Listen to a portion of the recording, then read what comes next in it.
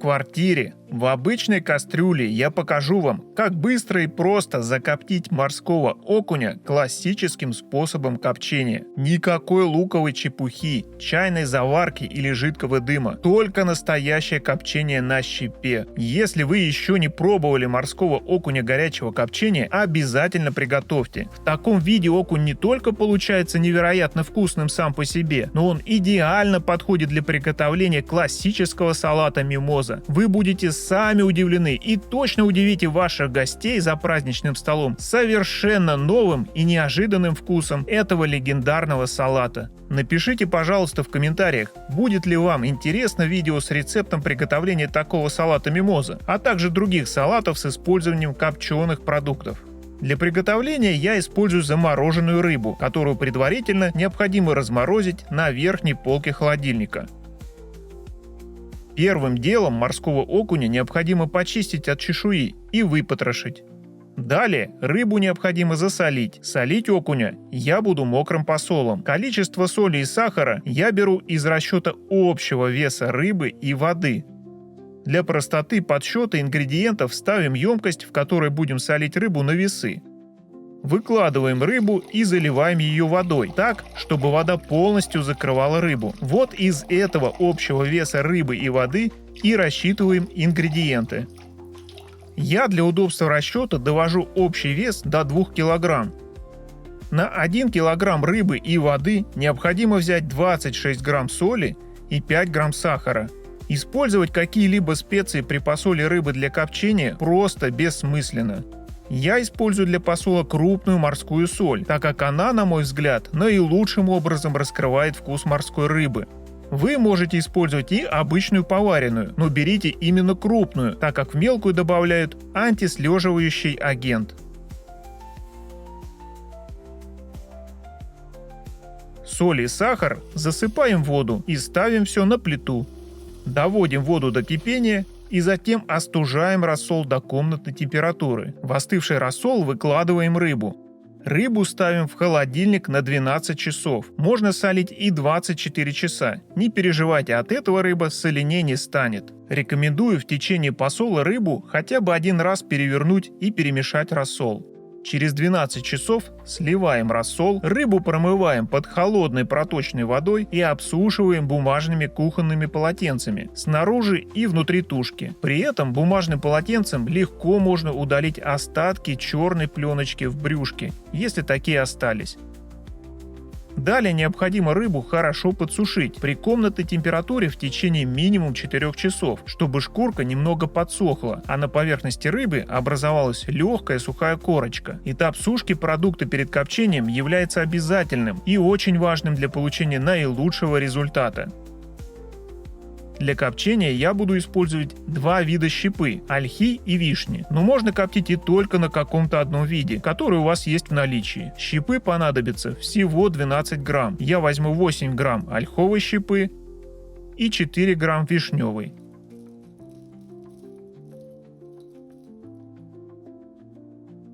Щепу не увлажняю, использую только и исключительно сухую. На блестящую сторону обычной пищевой фольги выкладываю щепу для копчения. Накрываю вторым листом. Края фольги загибаю, чтобы получился герметичный конверт. Этот конверт плотно укладываю в кастрюлю, так, чтобы края образовывали небольшой бортик. Этот конверт будет выполнять роль дымогенератора и жиросборника. В верхнем слое фольги обычной зубочисткой делаю проколы. Сверху на фольгу выкладываю фильтрующий элемент, благодаря которому я очищаю дым. Это минерал, природный вулканический циолит, который из дыма забирает смолы и многие примеси, включая радионуклиды. При этом в дыме остаются вещества, которые формируют богатый дымный аромат и вкус продукта. Конечно же, можно коптить и без циолита, но с ним продукт получается еще лучше и безопаснее. Для копчения я приобретаю природный вулканический циолит размером 5-10 мм для очистки воды. Приобрести такой циолит можно на любом маркетплейсе. В этом видео я буду осуществлять контроль приготовления кулинарным термометром с длинным щупом для контроля температуры внутри рыбы, а также с коротким щупом для контроля температуры внутри кастрюли-коптильни. Термометры я взял лишь для того, чтобы вам показать, что процесс копчения в кастрюле ничем не отличается от копчения в обычной привычной коптильне, а также вы наглядно увидите, как меняется температура на каждом этапе копчения. Окуня выкладываю на подставку. В качестве подставки я использую неразъемное кольцо для выпечки из нержавейки, а также металлическую подставку под горячее. Все это, а также щепу для копчения вы можете приобрести на любом маркетплейсе. Ставим кастрюлю на самую большую конфорку и включаем максимальный нагрев. Дым в кастрюле у меня начинает образовываться примерно на 4-й минуте с начала нагрева. Тушки окуня достаточно крупные, поэтому температуру довожу до 90 градусов и затем полностью выключаю нагрев. При этом температура внутри рыбы составляет около 29 градусов. Оставляю кастрюлю без нагрева на 2-3 минуты, чтобы температура внутри кастрюли коптильни снизилась до 70 градусов. После этого переставляю кастрюлю на самую маленькую конфорку и включаю минимальный нагрев. У меня это 9-я минута с начала копчения или нагрева. Уже через 10 минут после начала копчения дыма внутри кастрюли не будет, но он не выходит из кастрюли, а адсорбируется на поверхности продукта. Это первый основной этап или задача копчения – осадить продукты дыма на поверхность продукта, с которой мы успешно справились. И далее у нас идет просто термическая обработка продукта. На 30-й минуте с начала копчения или нагрева температура внутри рыбы поднялась до 60 градусов. При этом копчение идет при идеальной температуре внутри коптильни, около 70 градусов. Я полностью выключаю нагрев. Если вы коптите на электрической плите, то можете просто переставить кастрюлю на соседнюю холодную конфорку или просто снять ее с плиты. На 33-й минуте температура внутри рыбы поднялась до 63 градусов, уже без нагрева, а на 37-й минуте до 65 градусов, что соответствует полной готовности.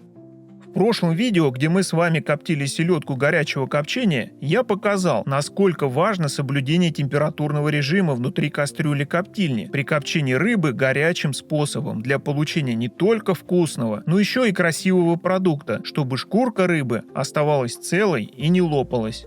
Морской окунь у нас готовился при идеальной температуре копчения. При этом и внутри рыбы температура достигла идеальных значений. И это обеспечило нам с одной стороны полностью готовый продукт, а с другой стороны мясо рыбы при этом получается нежным и сочным. После выключения нагрева кастрюлю не открываем, а даем ей остыть вместе с продуктом как минимум в течение 30 минут, а лучше дождаться полного остывания.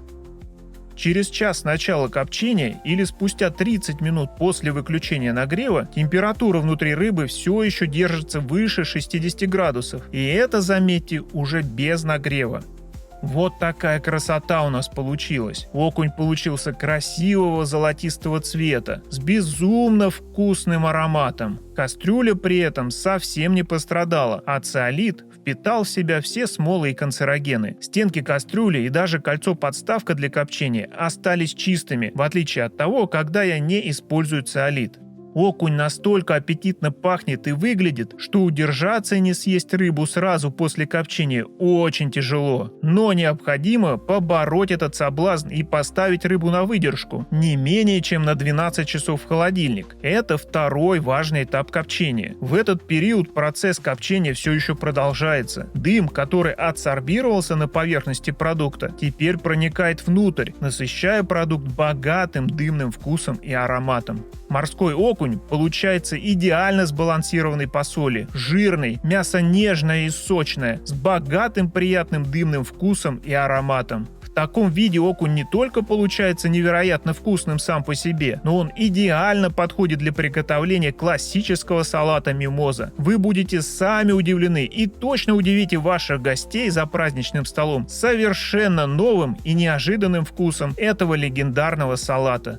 Обязательно приготовьте такой салат с копченым окунем. До встречи, друзья!